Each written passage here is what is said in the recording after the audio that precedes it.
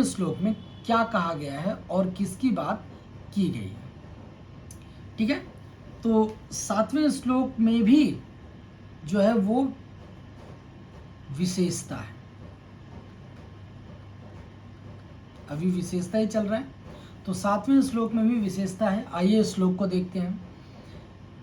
त्यागाय संभृतार्थानां सत्याय मितभाषिणां यशसे विजिगीषूणां प्रजायै गृहमेधिनां। ठीक है, त्यागाय संभृतार्थानां सत्याय मितभाषिणां यशसे विजिगीषूणां प्रजायै गृहमेधिनां। इसको अब हम अन्वय के माध्यम से देखते हैं। अन्वय में कहा त्यागाय, त्यागाय मतलब योग्य सत्पान को दान देने के लिए। ठीक, यानी कि जो सत्पात्र है, त्याग करने वाला है। त्याग करने वाला मतलब जिसको मोह लालसा ऐसा कुछ नहीं है। ठीक है, तो जो सत्पात्र है यानी कि जो उस चीज का पात्र है उसको त्यागाय, सत्पात्र को दान देने के लिए संभृतार्थानाम, संभृतार्थानाम यानी धन को इकट्ठा करने वाले, संभृत, संभृत जैसे आप लोगों ने कहीं कहीं सुना होगा ये शब्द संभृत परिवार है, तो संभृत मतलब धन को इकट्ठा करने वाले। तो कहता है कि अच्छे व्यक्तियों को, या हम इसको ऐसे कह लें कि सत्पात्र जो उसके पात्र हैं उसको दान देने के लिए, सत्पात्र को दान देने के लिए, सत्पात्र को दान देने के लिए संभृतार्थानाम यानी जो धन इकट्ठा करने वाले लोग हैं। धन इकट्ठा, संभृत माने होता है धन, अर्थानाम अर्थ माने होता है धन। ठीक है, और संभृत इकट्ठा करना, जो धन इकट्ठा करने में जो समर्थ है। तो धन को इकट्ठा करने में जो समर्थ है यानी कि धन को इकट्ठा करने वाले सत्याय, सत्याय माने सत्य के लिए। ठीक है, सत्य के लिए। ठीक है, तो सत्याय यानी सत्य के लिए मित भाषिणाम, मित भाषिणाम मतलब होता है, मित भाषिणाम मतलब होता है कम बोलना। ठीक है, यानी कि जो सत्य के लिए बहुत ही कम बोलता हो, वो ज्यादा बोलता ही ना हो कि मुंह से कहीं झूठ ना निकल जाए। ठीक है, तो जो सत्य के लिए कम बोलने वाले हैं, यशसे विजिगीषूणाम। अब यशसे यानी यश के लिए, विजिगीषूणाम जीतने की इच्छा वाले। ठीक है, वी उपसर्ग लगा। ठीक है, विजिगीषूणाम यानी कि जीतने की इच्छा, जहां उनको जाना है वहां उनको जीत कर आना है, ऐसी जीत की इच्छा रखने वाले प्रजायै गृह मेधिना, प्रजायै प्रजा के लिए, गृह मेधिना तो प्रजा के लिए क्या होगा, गृह मेधिना विवाह करने वाले। प्रजा मतलब अब यहाँ पे जो है ना, प्रजायै प्रजा के लिए या फिर संतान के लिए।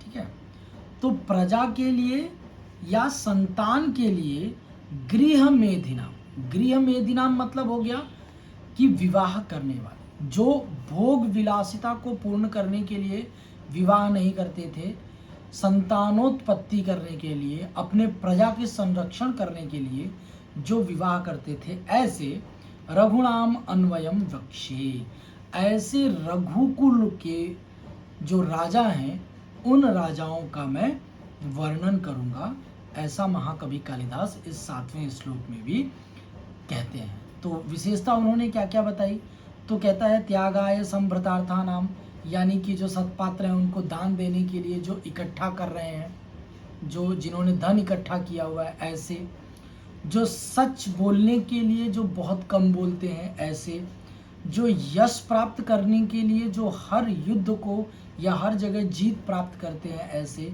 और जो प्रजा के संरक्षण के लिए या संतान की उत्पत्ति के लिए जो विवाह करते हैं ऐसे, यानी कि जो भोग विलास की इच्छा के लिए जो विवाह नहीं करते ऐसे, ऐसे रघुकुल के राजाओं का मैं यहाँ पर वर्णन करने वाला हूँ, मैं यहाँ पर वर्णन करूँगा।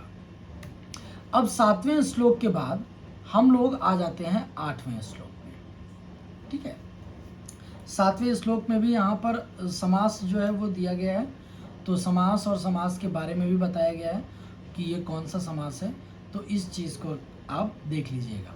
8वां श्लोक यहाँ पर किस चीज़ के बारे में बात हुई है, तो ये जो 8वां श्लोक है, ये श्लोक भी राजाओं की विशेषता बताता है। इस श्लोक में भी कालिदास ने राजाओं की विशेषता बताई है। इसमें कहते हैं, शैशवेभ्यस्त विद्यानाम यौवने विषयैषिणाम वार्धके मुनिवृत्तीनाम योगे नान्ते तनुत्यजाम। ठीक है, शैशवे, शैशवे मतलब होता है शिशु अवस्था में, शैशव अवस्था में, बाल्यकाल में, अभ्यस्त विद्यानाम, जिन्होंने समस्त विद्याओं का अभ्यास कर लिया हो। ठीक है, तो बाल्यकाल में ही, अभ्यस्त मतलब होता है अभ्यास, प्रैक्टिस, तो बाल्यकाल में ही जिन्होंने समस्त विद्याओं का, बहुत सारी विद्याओं का क्या कर लिया है, अध्ययन कर लिया है, अभ्यास कर लिया है। यौवने विषयैषिणाम, और यौवने, यौवन माने क्या होता है, युवा अवस्था। ठीक है, और युवा अवस्था में विषयैषिणाम, विषयैषिणाम मतलब गृहस्थ जीवन। ठीक है, बचपन में, बाल्यकाल में जिन्होंने सारी विद्या प्राप्त कर ली, समस्त विद्याओं को ग्रहण कर लिया, और युवा अवस्था काल में जिन्होंने गृहस्थ आश्रम में प्रवेश करके या उन विषयों का भोग किया। वार्धके, वार्धक्य मतलब होता है बुढ़ापा, या हम कह सकते हैं कि वार्धक्य, एक अच्छे शब्दों में लिखते हैं हम इसको। ठीक है, तो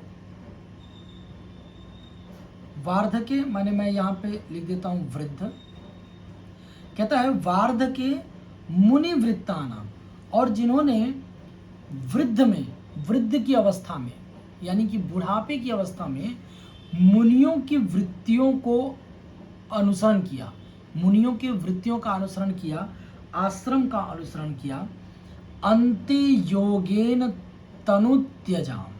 ठीक है, और अंत में, अंत में यानी कि लास्ट में, मृत्यु काल में, अंत में यानी मृत्यु काल, मृत्यु काल में योगेन यानी कि योग के द्वारा, यानी कि वहाँ हम कह सकते हैं कि परमात्मा को स्मरण करते हुए, ये जो योगेन है ना, योग के द्वारा तनु त्यजाम, तनु माने होता है शरीर, तो शरीर को त्याग देना। तो जिन्होंने मृत्यु के समय में, मृत्यु काल में, या हम उसको हम ऐसे भी कह सकते हैं वानप्रस्थ आश्रम में, जिन्होंने भगवान को याद करते हुए अपने शरीर को त्याग दिया योग के माध्यम से, ऐसे रघुणाम अन्वयम वक्षे, ऐसे रघुकुल के राजाओं का मैं वर्णन करने वाला हूँ। तो यहाँ पर भी महाकवि कालिदास ने जो है वो रघुकुल के सूर्यवंशी राजाओं का, यानी सूर्य के वंश का यहाँ पर विशेषता बताई है। ठीक, अब हम चलते हैं अगले वाले श्लोक में कि 9वें श्लोक में क्या कहा गया। जो 9वां श्लोक है, उस 9वें श्लोक में कहा, रघुणाम अन्वयम वक्षे तनुवाग विभवो अपि सन तद्गुणै कर्णमागत्य चापलाय प्रचोदिता। सह यानी कि वह। अब हम जो 9वें श्लोक की बात करते हैं, तो 9वें श्लोक में ये कहते हैं कि तनु वाग विभवो अपि, यानी कि वाणी के सामर्थ्य से रहित। ठीक है, वाग मतलब होता है वाणी, तो तनुवाग विभवो अपि वाणी के सामर्थ्य से रहित होने पर भी, ठीक है, वाणी के सामर्थ्य से रहित होने पर भी, यानी कि वाणी का सामर्थ्य भी नहीं है, कम है, तो उसके कम होने पर भी तद गुणई ही, ठीक है, यानी राजाओं के गुणों के द्वारा, उनके, तद माने उनके गुणों के द्वारा कर्णम आगत्य, कान में आकर, ठीक है, कर्ण माने होता है कान में आकर। अब यहाँ पे कहते हैं कि वाणी की सामर्थ्य से रहित। अब कालिदास अपने बारे में बता रहे हैं कि मेरी जो वाणी है वो समर्थ नहीं है, ठीक है, तो मेरी वाणी किसके लिए समर्थ नहीं है? तो सूर्यवंश के बारे में बताने के लिए मेरी वाणी समर्थ नहीं है। फिर भी मेरी वाणी समर्थ, स माने वह, अहम माने मैं, यानी ये कहते हैं कि मेरी जो वाणी है वो सामर्थ्य नहीं है, यानी सामर्थ्य में कम है। फिर भी तद गुणों, उनके गुणों के पहले पूर्व में कहे गए उनके गुणों के कारण, उनके गुणों के द्वारा कर्णम आगत्य, यानी करने को उद्यत हूँ, ठीक है, कर्णम आगत्य चापलाय, चपलता के लिए, अर्थात बिना विचार किए कार्य करने के लिए। तो कहता है कि चपलता, चपल होता है यानी बिना सोचे काम करने के लिए। तो तद गुणई ही, उनके गुणों के द्वारा कर्णम आगत्य, कान में आकर, चापलाय, चपलता के लिए, प्रचोदिता, चपलता के लिए, और प्रचोदिता माने प्रेरित किया, सन, चपलता के लिए प्रेरित किया, रघुणाम अन्वयम वक्ष्ये, यानी वंश को, वक्ष्य मतलब कहूँगा, ठीक है, तो मैं ऐसे रघुवंश के, रघुकुल के वंश को मैं कहूँगा। तो कालिदास यहाँ पर कहते हैं कि मैं अपने वाणी में भले ही समर्थ नहीं हूँ सूर्य के वंश का वर्णन करने के लिए, फिर भी तद गुणई ही, उनके पूर्व में कहे गए गुणों को सुन करके, उनके पूर्व में कहे गए गुणों को अपने कानों में ला करके, उसको सुन करके शीघ्रता से, बिना सोचे समझे, मैं रघुकुल के उस सूर्यवंश को मैं अपने शब्दों में कहने के लिए प्रेरित हूँ, यानी कि उनके गुणों ने मुझे प्रेरित कर दिया है। मेरे पास वाणी नहीं है इतना सामर्थ्य, फिर भी उनके गुणों को सुन करके मैं प्रेरित हो गया कि मैं भी उनके बारे में कुछ बताऊं। तो ये था आपका 9वां श्लोक, ठीक है। अब उसके बाद 10वें श्लोक में आते हैं। अब यहाँ तक क्या था कि 9वें श्लोक तक कालिदास ने जो है वो विशेषता बताई, ठीक है। 9वें श्लोक में विशेषता बताते हुए कवि ने कहा कि अपनी सार्थकता दिखाई कि मैं समर्थ हूँ, मैं इस काम को कर सकता हूँ, मैं प्रेरित हुआ हूँ, ठीक है। तो इसमें यहाँ पर मैंने कुछ विशेष जो यहाँ पर यूज़ किया है, उस विशेष में देख लीजिए कि 5वें श्लोक से लेकर के 8वें श्लोक तक कुल 4 श्लोकों में 16 गुणों का वर्णन कर दिया गया, जो हम लोगों ने पढ़ लिया था। तो ये 16 गुण हैं, तो इस चीज़ को आप आसान से, आराम से देख लीजिएगा। यहाँ पर संधि और समास का प्रयोग किया गया है। 10वां जो श्लोक है, अब ये 10वां श्लोक सुन लेते हैं। इस श्लोक में जो कालिदास हैं, उन्होंने विद्वानों से ये आग्रह किया है कि वो चरित्र को सुने, रघुवंशी राजाओं को, यानी कि उन्होंने किसी को भी नहीं कहा कि आप रघुवंश को पढ़िए, आप रघुवंश को सुनिए। उन्होंने विद्वानों को आवाहन किया, उन्होंने विद्वानों को कहा कि मैं जो रघुवंश के राजाओं का वर्णन करने जा रहा हूँ, उनके चरित्र को आप लोग जरूर सुनिएगा, और क्यों सुनिएगा उसके बारे में भी इन्होंने बताया है। तो कहते हैं तम संतः श्रोतुमर्हति, ठीक है, तम संतः श्रोतुमर्हन्ति,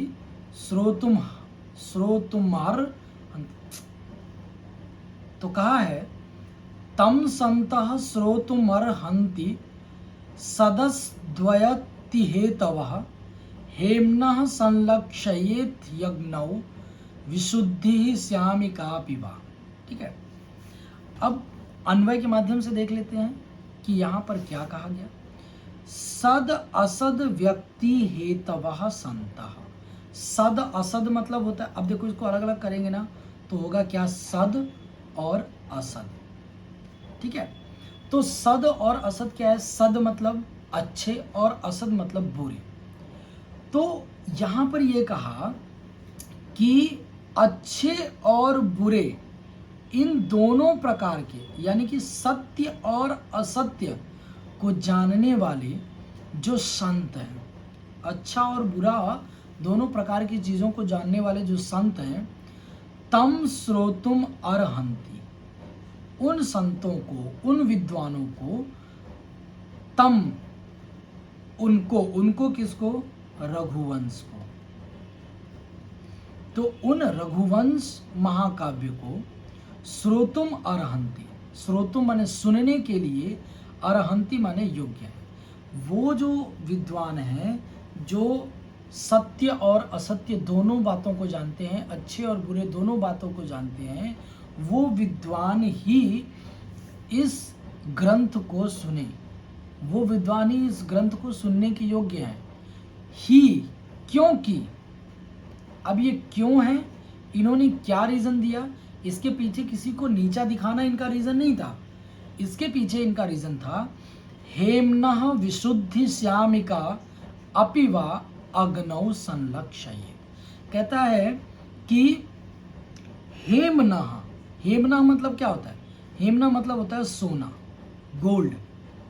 तो जो सोना है उसकी विशुद्धि, सोने की शुद्धता जो है वो श्यामिका और दोष युक्तता, श्यामिका मतलब दोष यहाँ पर लिया गया है।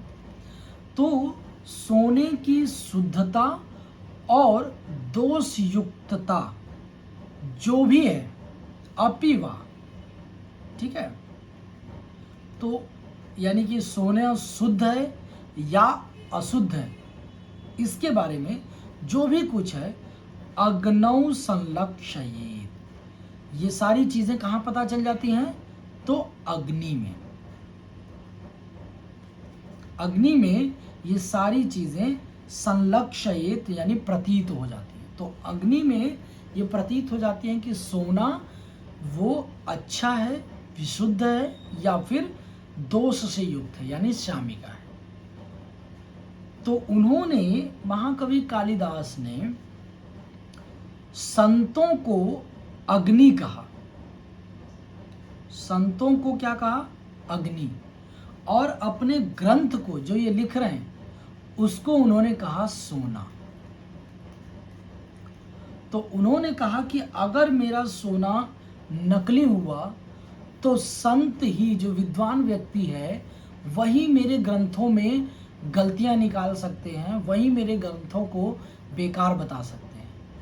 लेकिन अगर मेरा सोना यानी मेरा ग्रंथ विशुद्ध हुआ, अच्छा हुआ, तो फिर वो संत, वही व्यक्ति उसको ये बता सकते हैं कि ये ग्रंथ अच्छा है। तो ग्रंथों को अच्छा या बुरा या उसके बारे में अपना फीडबैक, जिसको हम कहते हैं, देने के लिए महाकवि कालिदास ने कहा कि विद्वानों को आह्वान दिया कि आप आइए, आपसे आग्रह है कि आप आइए और आप आकर के मेरी किताबों को पढ़िए। ठीक है, तो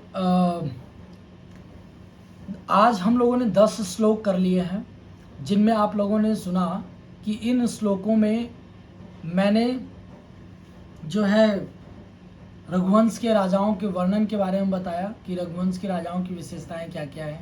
महाकवि कालिदास ने अपने बारे में बताया कि मैं कितना तुच्छ हूँ, मेरी बुद्धि कितनी तुच्छ है, और फिर भी मणि में जिस प्रकार से एक वज्र जो है छेद कर देता है, उसी प्रकार से पहले के कवियों ने जो प्रयास किया हुआ है उस प्रयास को लेकर ही मेरे लिए थोड़ी सी आसानी हुई है।